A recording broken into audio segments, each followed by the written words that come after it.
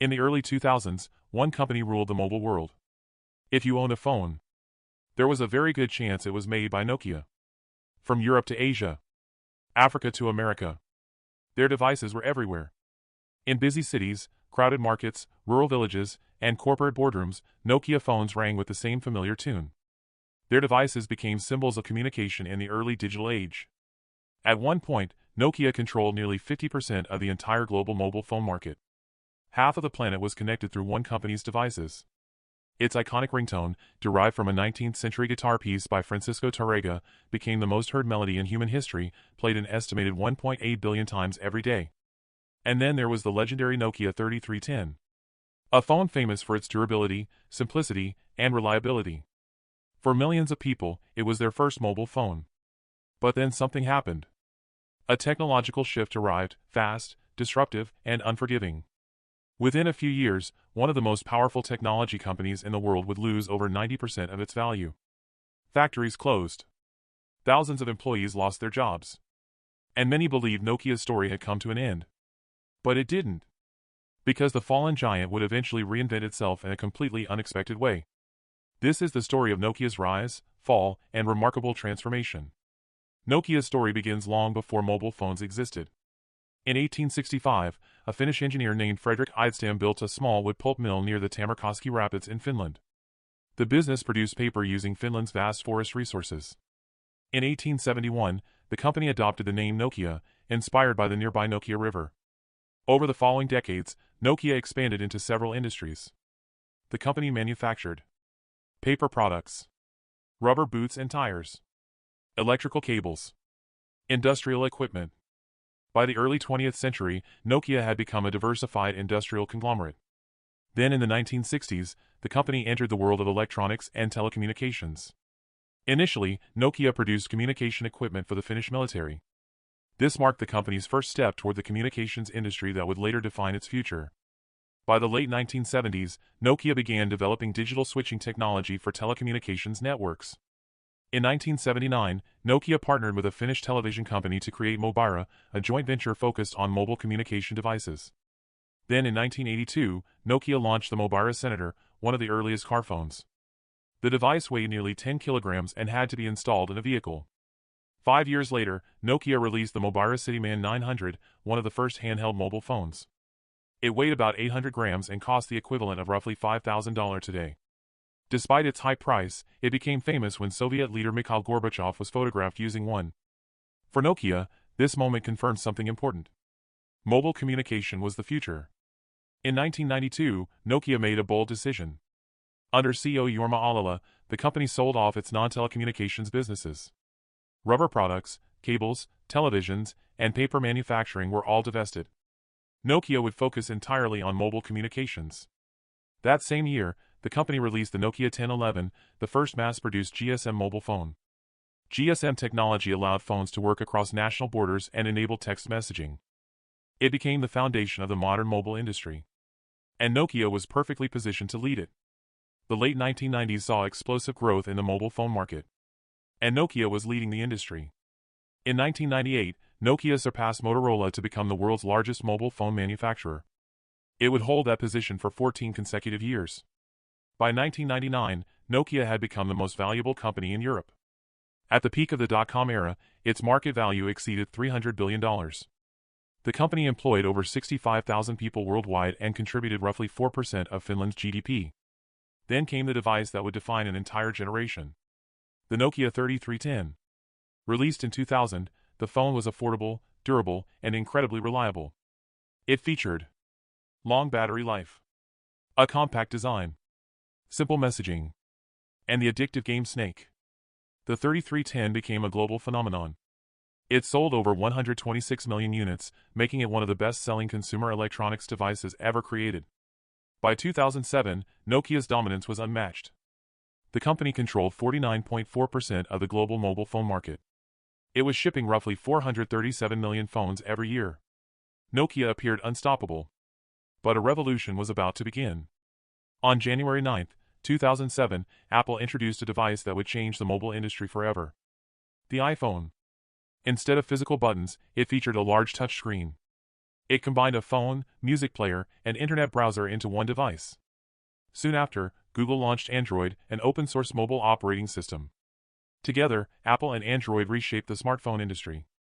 Nokia had already developed early touchscreen prototypes, but the company's software platform, Symbian, was not designed for modern smartphones.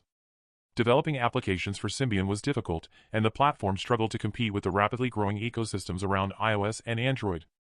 Nokia's internal structure had also become large and bureaucratic. Engineers understood the threat of the smartphone revolution, but internal communication problems slowed the company's response. By 2009, Nokia's market share had already begun to decline. Competitors were moving faster. The industry was changing. And Nokia was struggling to adapt. By 2010, Nokia's situation had become critical. The company appointed Stephen Elop, a former Microsoft executive, as its new CEO. In 2011, Elop sent a now famous internal memo describing Nokia as standing on a burning platform. The message was clear. The company needed radical change. Shortly afterward, Nokia announced a strategic partnership with Microsoft, adopting the Windows Phone operating system. The resulting Lumia smartphones were praised for their design, cameras, and innovative features. However, the Windows Phone ecosystem lacked the large app libraries that consumers had come to expect. By 2012, market share numbers told a harsh story. Android held roughly 70% of the smartphone market. Apple's iOS held about 21%. Windows Phone had only 3%. Layoffs followed. Factories closed across Europe. And Nokia's stock collapsed from nearly $40 per share in 2007 to under $2. Finally, in September 2013, Microsoft announced it would acquire Nokia's mobile phone division for $7.2 billion. The company that once dominated the global phone market had exited the handset business entirely. For many observers, it looked like the end of Nokia. But the company still had one powerful advantage: its technology. After selling its phone division, Nokia focused on three remaining assets: telecommunications network infrastructure, mapping technology, and one of the largest patent portfolios in the mobile industry. Over decades of research, Nokia had developed thousands of patents covering key communication technologies. Today, nearly every smartphone manufacturer pays Nokia licensing fees to use these technologies. But Nokia's biggest strategic move came in 2016. The company acquired Alcatel-Lucent for $17.6 billion. This deal gave Nokia control of Bell Labs, one of the most influential research institutions in technological history. Bell Labs was responsible for innovations such as the transistor, the laser, Unix operating systems, and foundational discoveries in information theory. With this acquisition, Nokia became one of the world's largest suppliers of telecommunications infrastructure. Alongside companies like Ericsson and Huawei, Nokia began building the backbone of global communication networks. And just in time for the next technological shift. 5G. Fifth-generation wireless networks promise dramatically faster speeds, lower latency, and the ability to connect billions of devices. Building these networks required massive infrastructure upgrades. And Nokia was ready. By 2020, the company had secured over 70 commercial 5G contracts around the world. Instead of making phones, Nokia was now building the systems that allowed those phones to connect. As the 2020s progressed, another technological revolution emerged: artificial intelligence. AI systems require enormous computing power and advanced network infrastructure to operate efficiently. This created new opportunities in telecommunications. Companies began exploring ways to combine AI computing with next-generation network systems. In 2025, semiconductor giant NVIDIA announced a strategic investment of $1 billion in Nokia, acquiring a minority stake in the company. The goal was to develop AI-powered network infrastructure, sometimes called AI-RAN. These networks could process and optimize data directly within telecom infrastructure, enabling faster and more intelligent communication systems. Following the announcement, Nokia's stock surged over 20% in a single day. The partnership signaled that Nokia was once again becoming a critical player in the future of global connectivity. Nokia's history is one of the most dramatic transformations in modern business. The company rose from a small paper mill in Finland to dominate the global mobile phone industry.